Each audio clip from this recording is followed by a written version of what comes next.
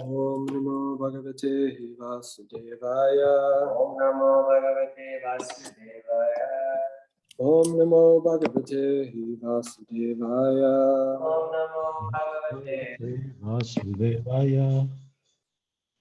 Krishna Prabhus, give me 1 sec. I didn't have time to set this all up before, so we're a little bit delayed. Verse we're supposed to be speaking on. Anybody know what verse? I think last week I think was 4. I did 3 the previous week. Last week I think Prabhu did 4-5. So I think it's 6. This would be 6. Hey, you want this? I can just, I'm gonna have to present it here anyway, so. We have William Prabhu here. Yeah. Will or William? Yeah, it's Dr. William. I'm gonna try to, if I can.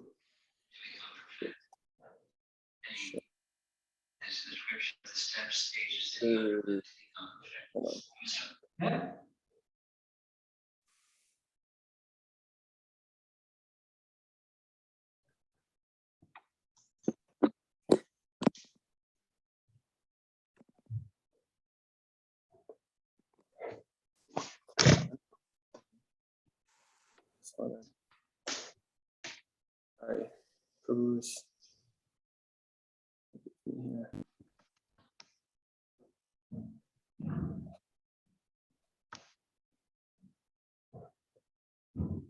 Everything on your screen will be recorded. I don't want to record it, I just want to share the screen. Why isn't it working?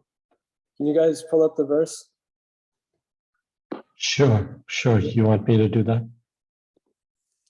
Ask them to do it. Oh, actually, I can do it on my phone too. That way. Let's do that. Well, I don't know. For some reason, my iPad's my stuff is calling it recording, but for some reason. Sure, bring it up. Nitai situation. Key J. All right. Okay. Om Ananta Vedasya Gananjana Shivakaya Chakshuranitina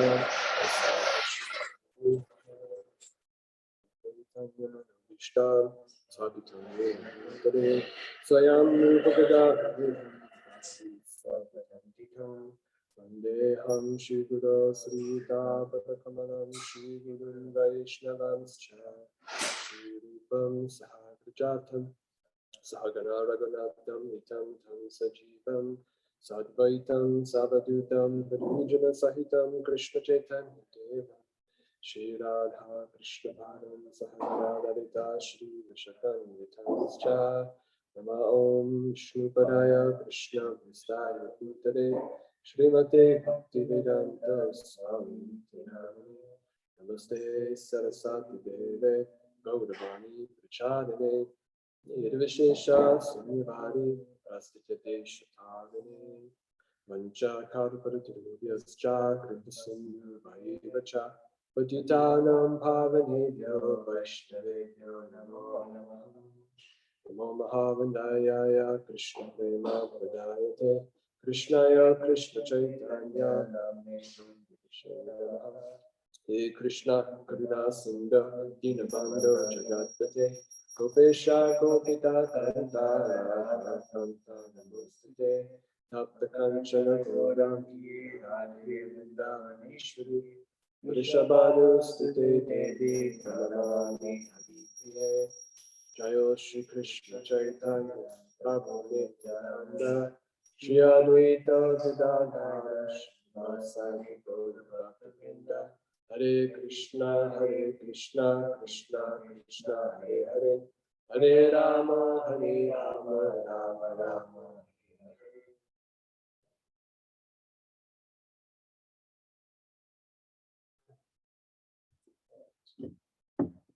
We'll try and get through this Sanskrit. You have it up.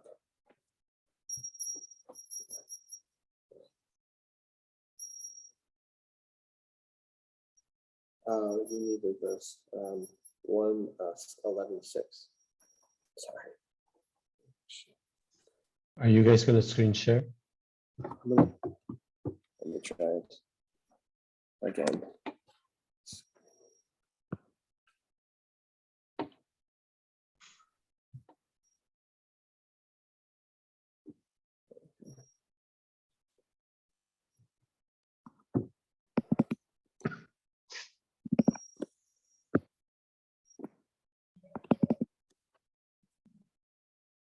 You guys see the verse? Yes. See if I can shut off notifications. I think that's how you do it.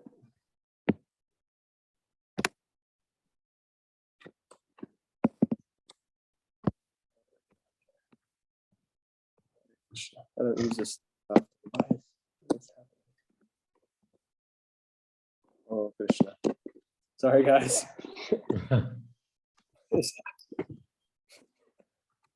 Oh, there we go. Now you can see it? Yes. Okay. Haribol.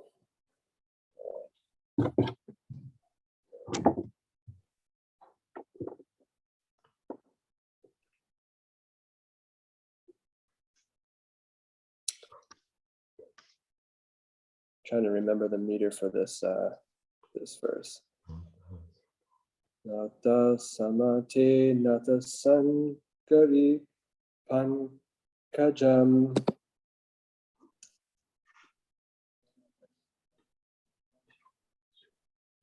All right, a little louder. Can't be worse than mine.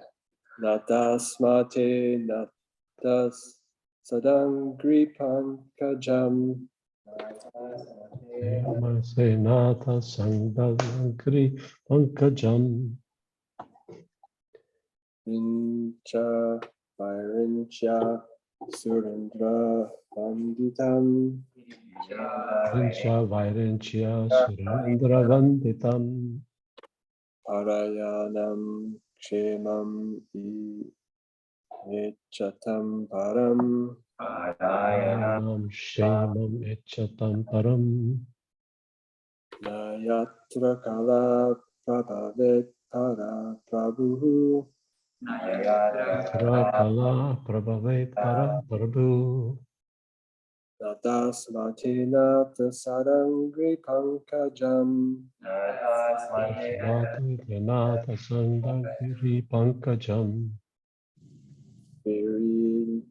Virincha Surendra Vaditam. Virincha Vairinchya Surendra Vanditam. Parayanam Kshamam Icha Tamparam. Parayanam Shemam Echatam Param. Nayatra Kala Prabhavit Para Prabhu. Yatra Kala Prabhavet Para Prabhu. All right, anybody want to do it themselves? Both on Zoom and in person. We got Kumar Prabhu here too.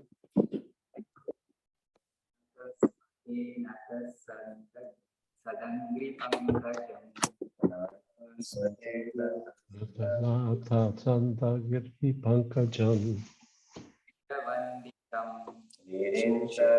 Varinchya Surendra Vanditam.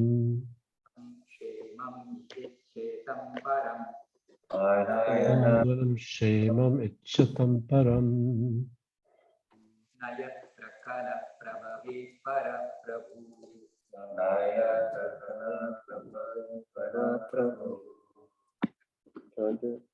Anybody else on here? Just Jananji, or can't see who else is on here. Oh, hello. There's Puna Mataji and Neela Mataji online also. Sorry, trying to see who's on there and just not going to touch it anymore. Natasman te nata sadangri pankajam virinchya varinchya surendra vanditam paranayam shemam echatam param nayatra kala prabhavet para prabhu. Anybody else? Natasmate natasadangri pankajam virincha surendra vanditam parayanam shemamichatam param ya nayatra kala prabhet para prabhu. Who is that? Hare Krishna Prabhuji Punam. Very nice. Sound great. Should have had you do it from the beginning. Anybody else? Prabhuji, I'll try. Okay, please do. Yeah. Natasmate natha shangiri pankajam virincha surendra vanditam parayanam shemam ichatam param nayatra kala pravad para prabhu. Thank you. Right. There's one more online, right? You want to give it a whirl too? I don't think there's anybody else online. Oh, okay, great. It's you. I can't see. So I just got a little funky figure in the corner. So, all right. Nataha, bowed down. Sma, we had done so. Te, unto you. Nata, O Lord. Sada, always. Angri Pankajam, the lotus feet. Virincha, Brahma, the first living being. Vairincha, sons of Brahma, like Sanak and Sanatan. Sons of Brahma like Sanak and Sanatan. Sura Indra, Sura Indra, the king of heaven. the king of heaven. Vanditam, Vanditam, worshipped by. worshipped by. Parayanam, Parayanam, the supreme. the supreme. Shemam, Shemam, welfare. welfare. Iha, Iha, in this life. in this life. Each chatam, Ishatam, one who so desires. one who so desires. Param, Param, the highest. the highest.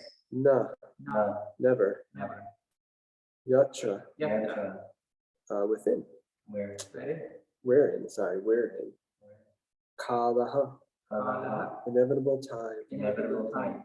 Pravit, Prabhupada, can exert its influence. exert its influence. Paraha, Prabhupada, transcendental. transcendental. Prabhu, Prabhu, the Supreme Lord. Supreme Lord. Translation and purport by His Divine Grace, A.C. Bhaktivedanta Swami Prabhu. The citizens said, O Lord, you are worshipped by all demigods like Brahma, the four sanas, and even the King of Heaven. You are the ultimate rest for those who are really aspiring to achieve the highest benefit of life. You are the supreme transcendental Lord, and an inevitable time cannot exert its influence upon you.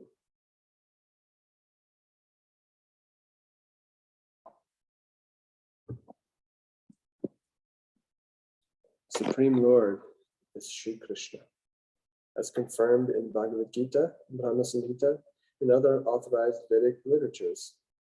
No one is equal to or greater than him, and that is the verdict of all scriptures. The influence of time and space is exerted upon the dependent living entities, who are all part and parcel of the Supreme Lord. The living entities are predominated Brahman, whereas the Supreme Lord is the predominating absolute. As soon as we forget this clear fact, we are at once in illusion, and thus we are put into threefold miseries. As one is put into dense darkness. The clear consciousness of the cognizant living being is God conscious, in which one bows down unto him in all circumstances. verse again, the citizen said, "O Lord, are worshipped by all demigods like Brahma, the four sanas, and even the King of Heaven. You are the ultimate rest for those who are really aspiring to achieve the highest benefit of life." Really like that line. You are the supreme transcendental Lord, and inevitable time cannot exert its influence upon you.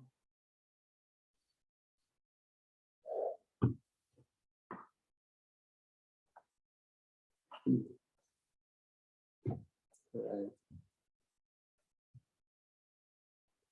I really like this line. You are the ultimate rest for those who are really aspiring to achieve the highest benefit of life. Ultimate rest. Since time immemorial, we have been subjugated to the illusion that we are this body. And we always take shelter and try to taking shelter and thinking like this idea of that you're the ultimate rest. Like it's like a resting place, a place to take shelter, a place to be protected. Times we think that when things are difficult, we try to enjoy the senses rather than take shelter of the Lord. This is the conditioned side, our conditioned nature. But if we really want the highest benefit, we have to take shelter of the Lord. It said that a living entity really has no choice. They have to surrender to Krishna, no matter what.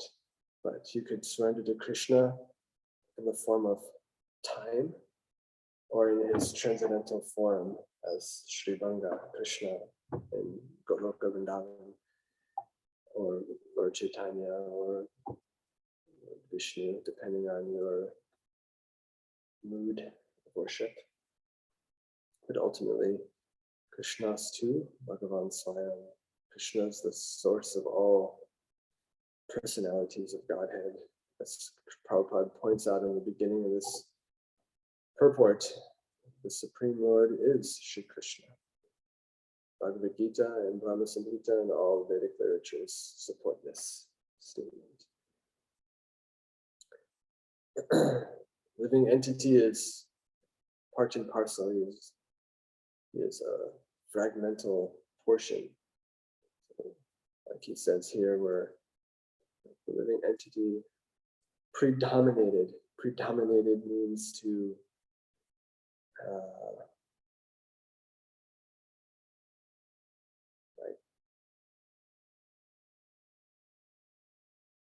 we don't have independence.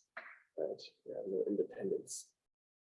We're subjected to various conditions, including time. Even though we are Brahman, we are not the absolute Brahman. This is the thought of the Mayavad philosophy is we're all Brahman, we're all one, the same, but this is not supported by the Vedas, especially in Bhagavad Gita. Krishna explains this. And throughout Srimad Bhagavatam, this point is again and again brought up. Srila Prabhupada came specifically to smash this idea that we at any time can be the absolute, but we are always predominated by the Supreme Absolute.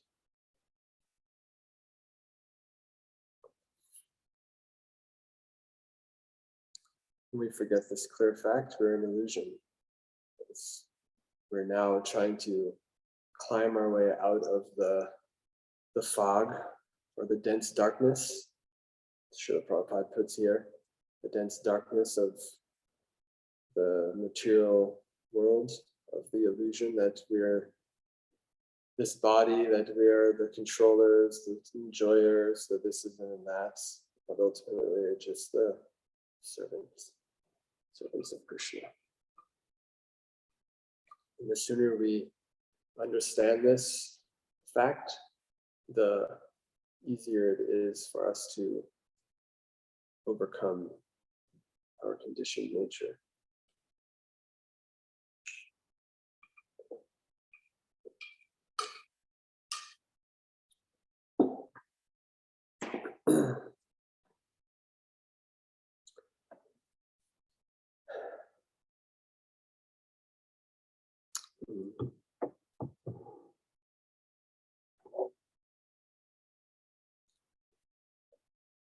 The threefold miseries Prabhupada is pointing out here. Who knows what the threefold miseries are?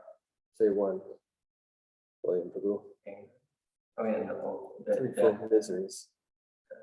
I mean, that is certainly a problem that we face is death, and it's a miserable existence for the living entity, but it's not specifically the threefold miseries that Prabhupada's pointing out here.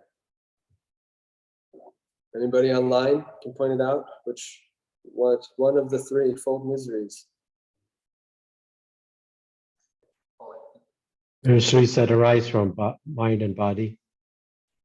The miseries reside. Don't look it up. You looking it up? Don't look it up. And the sufferings that arise from our own mind and body. Thank you, Jai Sachinanda Prabhu. Next one. Anybody? Come on. If you don't know, you can say, I don't know. Hare Krishna Prabhu, Adi Adhyatmic, Adi Bhautik, and I'm forgetting the last one. Adidaiva. Yes, thank you, Hare Krishna. You know, Sanskrit's nice, but what does it mean?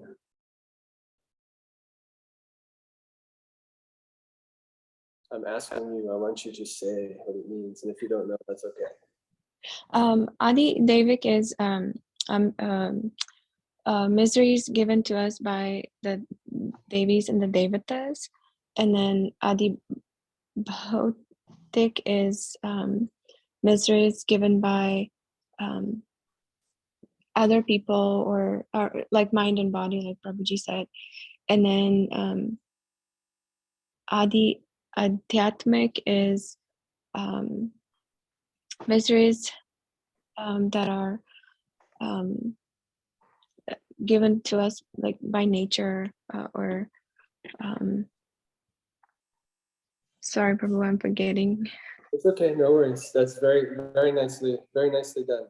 A little bit clarification. So the Devatas, Adidaivaka, you're right, it's the Devatas. And that is, the Devatas control the elements within the material world. So the misery is caused by natural disturbances like wind and rain and too hot and too cold. We know this too hot. It's been too hot. It's been very hot here, right? Those from India know hot. This is hot for us, but not hot like we see in India, right? Where it's 105 or 115 and there's lots of humidity and it's so hard. People die from the heat. There's too much wind or too much rain, or the cyclones and the earthquakes and floods and so many disturbances we have from natural disasters caused by the Devatas. Adi Atmaka, those of other living entities. Mosquitoes coming to buzz around and bite you, and hornets come and sting you, or somebody insults you by their words or hits you with their hand or whatever. So many disturbances we get from other living entities. And then the disturbances from the own mind and body. Body aches, we get old and we can't move anymore. It's hard to sit. You wake up and you're sore and you can't sleep, or your mind tells you want to eat this, so you eat it, and then your tongue says, I want more, so you eat so much and you get indigestion, or, go on and on about the sufferings of this body and the mind. The mind is satisfied, like Govinda Prabhu was talking the other day, last night, I think it was last night, he was reading from the about the Anishtita Bhakta, who is disturbed. It's like the disturbance of the mind. It's kind of, I'm thinking right now, your mind is, do I get married? Do I renounce everything? You know, I want to chant so many rounds, and then you get distracted and can't, and then you lament, I made this vow to chant this much, and then I didn't, and this and that, and the mind is always here and there, going all over the place, making disturbances, right? So these are the threefold miseries that are constantly badgering the living entity that is conditioned within this world. Now, does that mean that when you are a pure devotee, you've become liberated from the material existence? You're chanting Shuddhanam, pure Harinam, it's coming off your tongue. You're always absorbed in Krishna's pastimes. Does that mean that we are no longer bothered by the threefold miseries? Or should I say, do the threefold miseries no longer affect us, or have? How do I want to put it? I want to put it like, yeah. Do we still experience them? William says yes. Kumar, what do you say? No comment. Come on, no comment. Jai Sachinandan, what do you think? Sorry, it broke up a little bit on my internet. Say your question. You weren't listening? I said Just teasing. my internet broke up.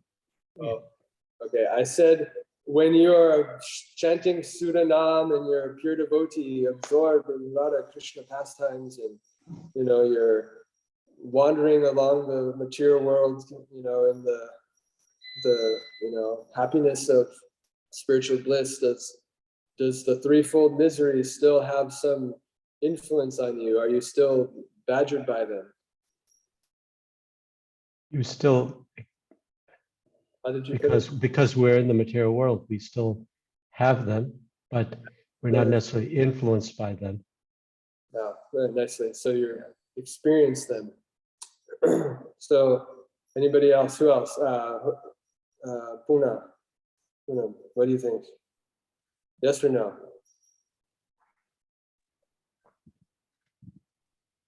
For a pure devotee, Prabhuji, from what I've heard from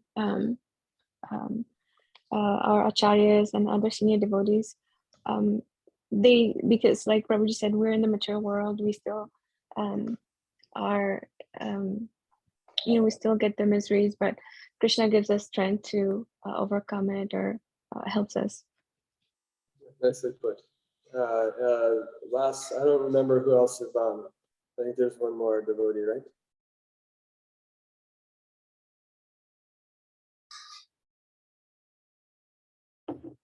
Well, I'm here, Param Karunadas. Oh, Haribo. Haribo. You, I can't see because I'm presenting this, so I can't see who's on. Did you hear my question for Yes. everybody? Can you please say? No, I just want to say that, yes, everybody in the material world experiences the threefold miseries. There's no escape. Thank you. Anybody else on?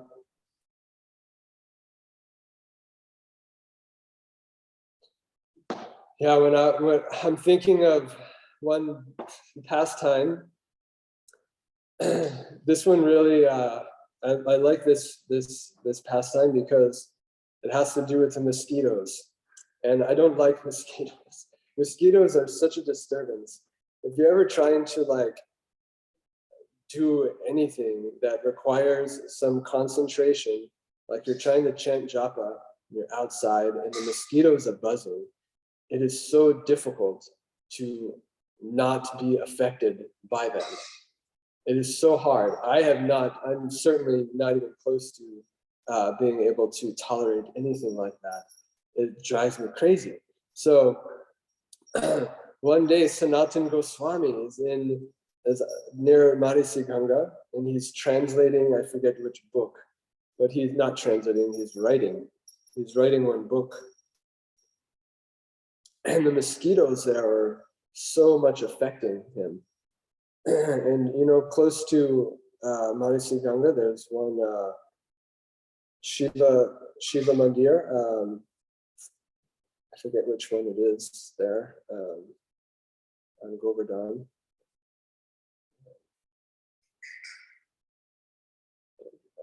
But Mahadev, and the Dham, Mahadev is the protector of the Dham. So in every area of the Dham, he has a temple, and he doesn't allow, materialistic people to enter the Dham, right? So one of the customs is to beg Mahadev for mercy to enter the Dham.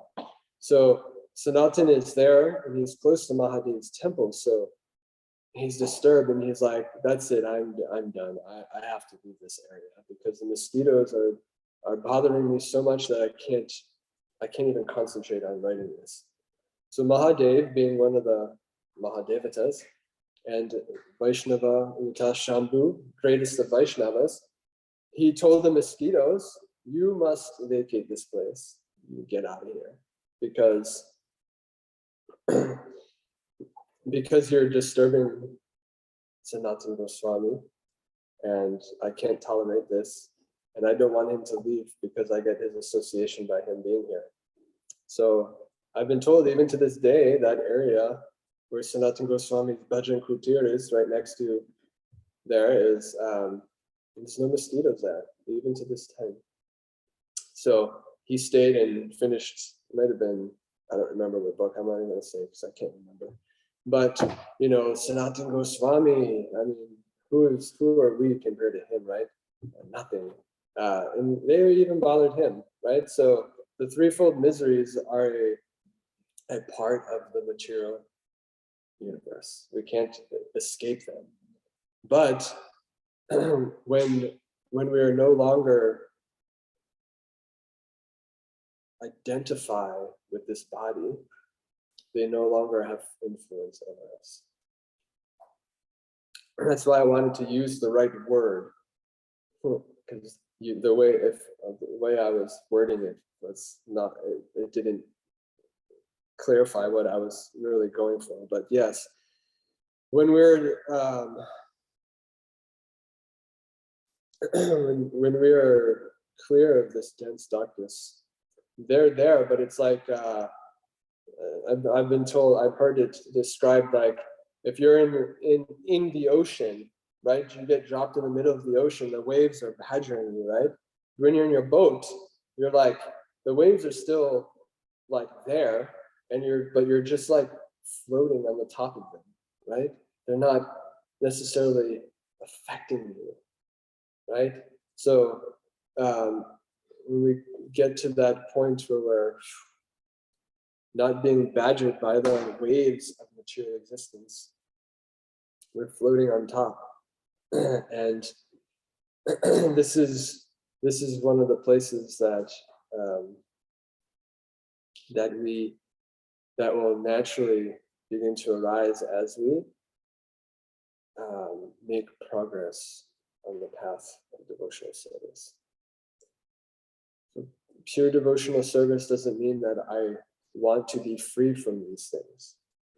Pure devotional service means I want to please Krishna. One is after liberation, freedom from the influence of the material world. That is not as a high aspiration as wanting to please Krishna. Right? So when Rupa Goswami talks about pure devotional service, he's talking about that we engage in the activities that are favorable for devotional service, so to please Krishna, right? Artha kama tam moksha. Within this mature world, this is very much an aspiration. Sense gratification, liberation, religiosity, fruitive activity, right? Enjoy the fruits of our action, do some pious stuff, be religious, and ultimately we get liberation. But these great aspirations of the material world are but mere insignificant byproducts of real bhakti. So when the acharyas give us this process of hearing and chanting and remembering, etc., they're giving us the access to pure devotional service.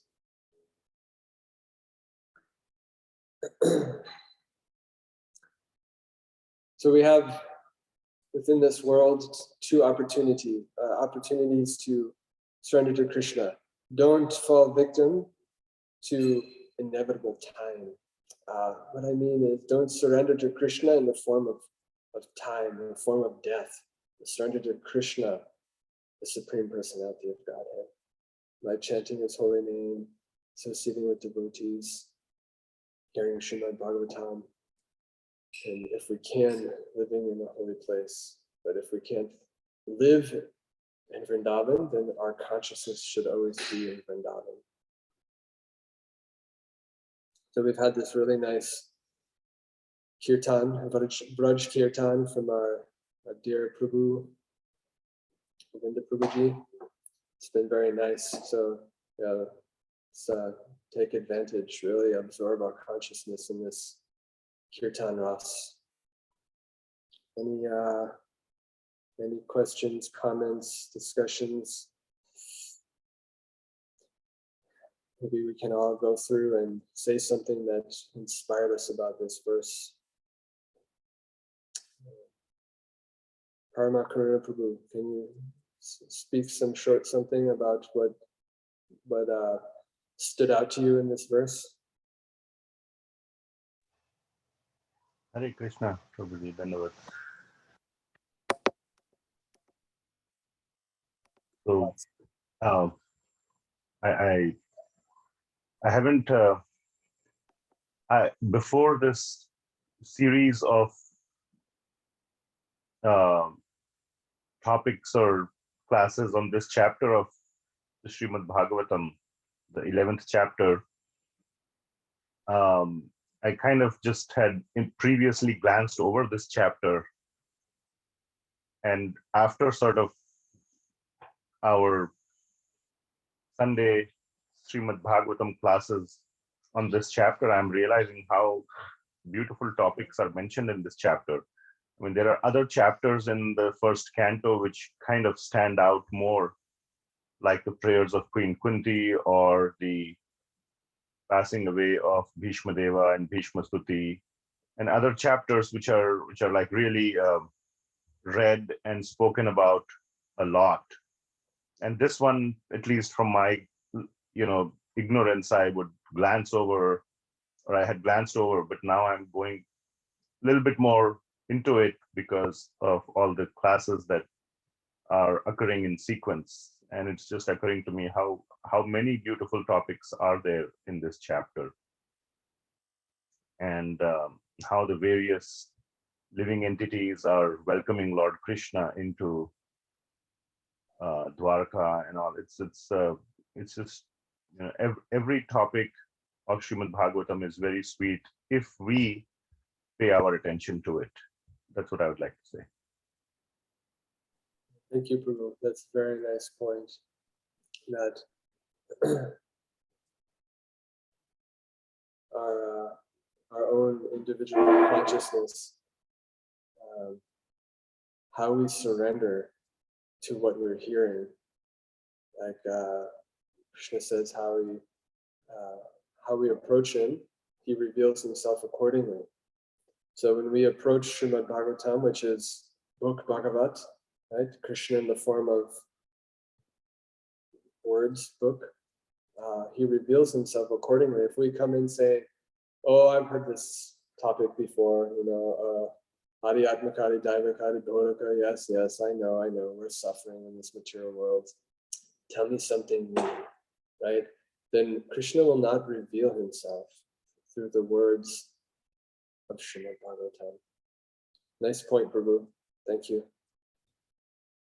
Jai Sachinanji.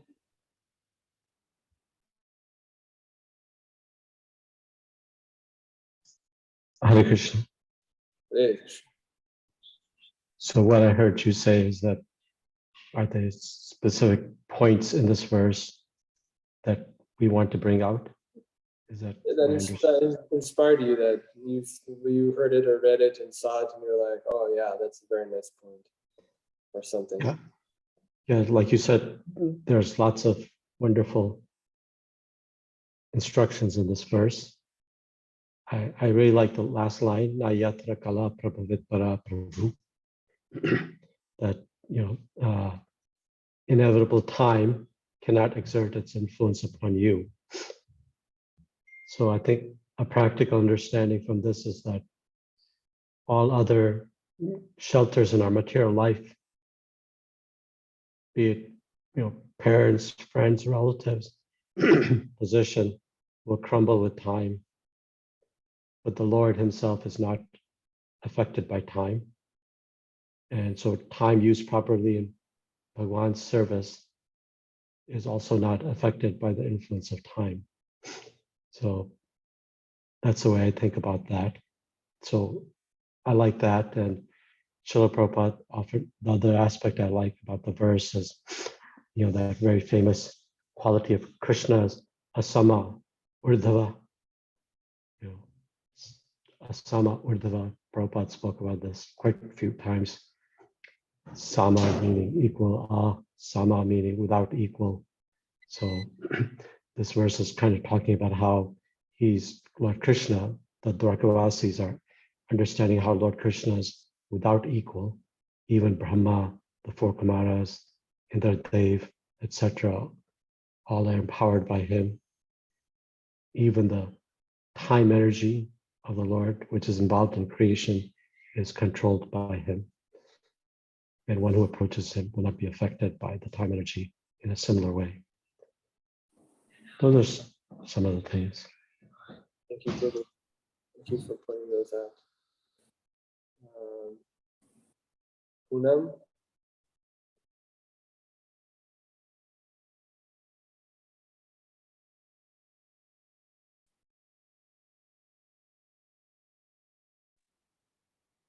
Hare Krishna, Prabhu.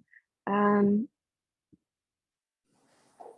um, I'm inspired by the first line, the Supreme Lord is Sri Krishna, as confirmed in Bhagavad Gita, Brahma Samhita, and other authorized Vedic literatures. I know from our Bhagavad Gita classes, we've learned that if you have full trust in Krishna, he becomes your Vaham, like Krishna carries you, so you don't have to worry about the threefold miseries. Thank you. Very nice point.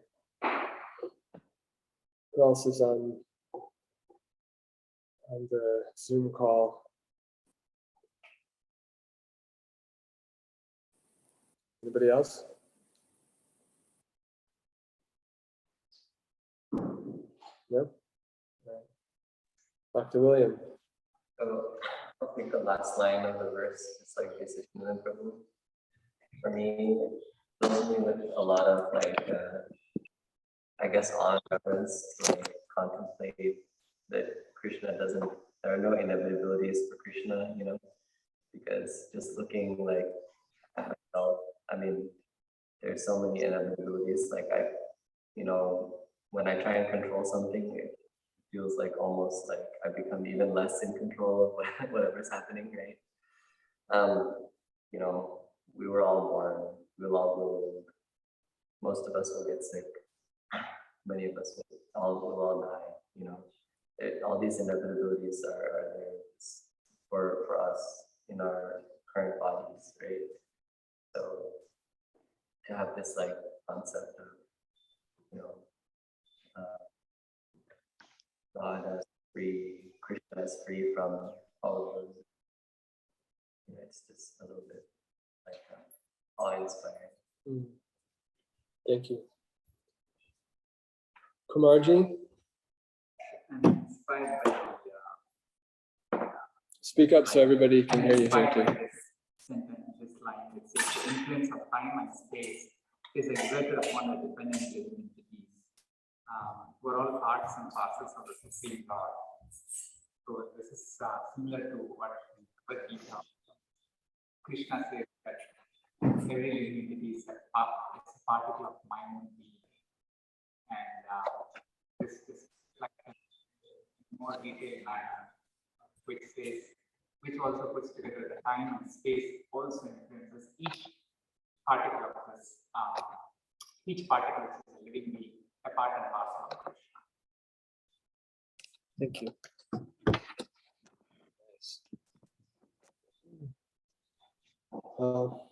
We have a few minutes left. So are there any questions we have to bring out here?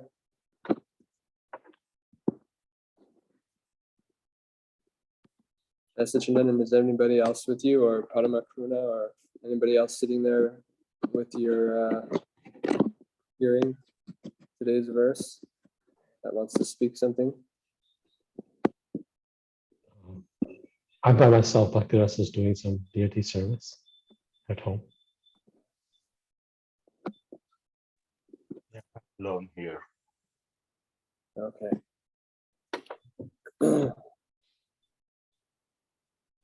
Well, I think we'll end a little early. I appreciate all of your comments, and thank you for giving me the opportunity to serve you in some way. Although I'm ineloquent and able to articulate my thoughts most of the time, I appreciate you tolerating me and giving me the opportunity to serve you. Also, Something funny that Govinda Prabhu and I were speaking after driving back after yesterday night's wonderful program was it's just a funny, very short thing, which is someone was speaking to Srila Prabhupada and commenting about how the mortality, this was the 1970s, so it was commenting about how the mortality rate is very high in India. And Srila Prabhupada basically said, excuse me, but the mortality rate is same everywhere in this world, which is, it's 100% mortality rate in this world. So the influence of time, cannot be overcome because it's his energy in creation. So I thought that was a pretty funny but very concise statement by Srila Prabhupada. Yes. We cannot escape it. Yeah. Death will come at one moment or another. But how we approach it is what we can influence our consciousness to accept it as servants of Krishna, rather than and almost welcome it, rather than fear it.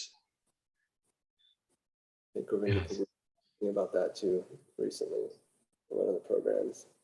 Not having fear of death. We know it's coming, or it's inevitable. We can surrender our consciousness to Krishna. Then we welcome Krishna in the form of death. Yes.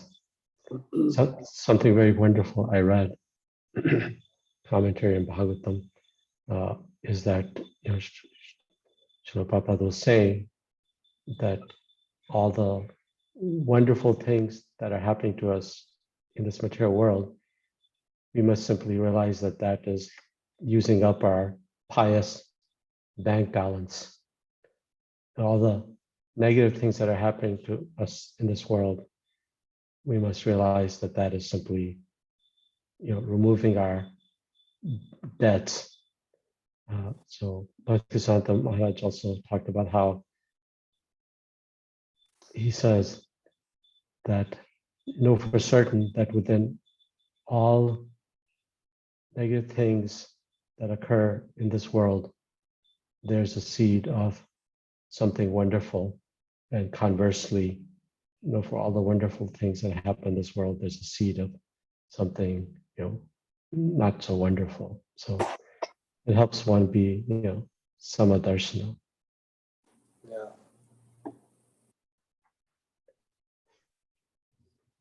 The other thing that I'm just looking at this last line of the purport, the clear consciousness of the cognizant living being is God consciousness. I like this point that Prabhupada is talking about clear consciousness. It makes me think of like water that has some like mud mixed into it, some dirt, becomes muddy and murky, and right? It's not clear. Can't see things properly. Similar to like the mirror of the heart, right? Cheto dharpanam harjanam, right? You have to clean the mirror of the heart. The heart isn't clear.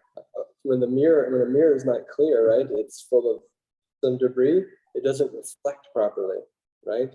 It's reflecting a dirty image, right? So that is what our consciousness is currently reflecting, a dirty image and an idea of who we are that is false. But cognizant, like Satchidananda, that pure consciousness, that cognizant living entity, when the consciousness is clear, they are God conscious. Right? Until our consciousness is clear, we're trying to be God conscious or Krishna conscious, right? Sometimes we're more Krishna conscious than other times, but until the consciousness is really clear and fixed on our goal, Krishna, serving Krishna, pleasing Krishna, then God consciousness is almost like a theoretical thing. Anyway, I really like that. It just became more prominent as I was sitting here and listening to you all. This kept popping out in my vision. The clear consciousness of the cognizant living entity as God conscious, for which one bows down unto him in all circumstances. So in all circumstances, that means that when something bad happens, we also bow down. Thank you, Krishna. Because like Jai Sachinandan Prabhu said, that whatever Krishna is doing, it's helping us progress toward him. Even if it's some suffering, that means we're getting rid of all of this karmic debt, And when something good, thank you, Krishna. Something bad, thank you, Krishna, right? Whatever is happening within this material world, when we take shelter of Krishna, it's all his influence. It's all by his mercy, everything. So, it's really, it's just this sentence is actually really deep. The thing, I'm always amazed at what Srila Prabhupada draws out in these purports. It's like, if I was to just read this verse, it's wonderful. Krishna, the Supreme Lord, he's praised and worshipped by everybody naturally. And, the highest benefit is achieved by taking shelter or taking rest in him. And it's completely transcendental, and, inevitable time doesn't exert, of course, because he's eternal, full of knowledge, full of ness. Yeah, very nice. But just the details Srila Prabhupada brings out is always really amazing.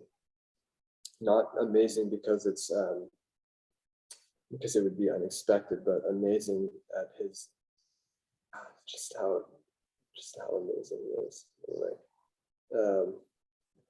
we'll end there. Unless there's something else, anything else from the Zoom crew? Very nice expansion on how each sentence can be unpacked and many points of deeper understanding can occur. Srila Prabhupada does that so wonderfully, just by one sentence. It has a depth of profoundness that, we're just, I remember Prabhupada Maharaj once, I was driving him back from some temple program, and he said that understanding of the Vedas is like an ocean, and we're basically swimming on top of that ocean. And he said that applies in every aspect, like deity worship, kirtan, cooking for Lord Krishna, speaking about Bhagavatam, that we're only kind of traveling on the surface, and there's no bottom to that ocean of how deep you can go. Srila Prabhupada's verses kind of, or his commentary just hints at that. Like if I think of that clear consciousness of the cognizant living being as God consciousness, I mean, there's so many verses in Gita and Bhagavatam that explore that. Mamchaya vicharena bhakti yogena sevaya saguna santitan brahma bhuya kalpate. The one who is Mamchaya abhicharena, with undeviated devotion, that person saguna samitityan, the gunas stop working. So that's a clear consciousness. Or Krishna as a time energy, time as being an instrument of Krishna that pushes the modes of nature forward, and therefore our consciousness becomes unclear. I heard, sorry, not read, but I heard a very nice lecture about His Holiness Radhanath Swami on there's a very nice verse where Maitreya Rishi is speaking to Vidur on this concept of time, and Maharaj talks about that in the spiritual world, time is also present, but it's oftentimes you'll hear Srila Prabhupada saying it's conspicuous by its absence, in the sense, rather Maharaj was saying, is that the way it's conspicuous in its absence is that it's not mixed with the modes of nature. It's just in pure goodness.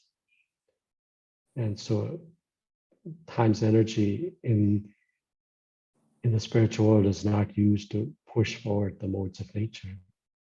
So I thought that was a very wonderful understanding that, that's what I thought of when I read the clear consciousness section. So very nice.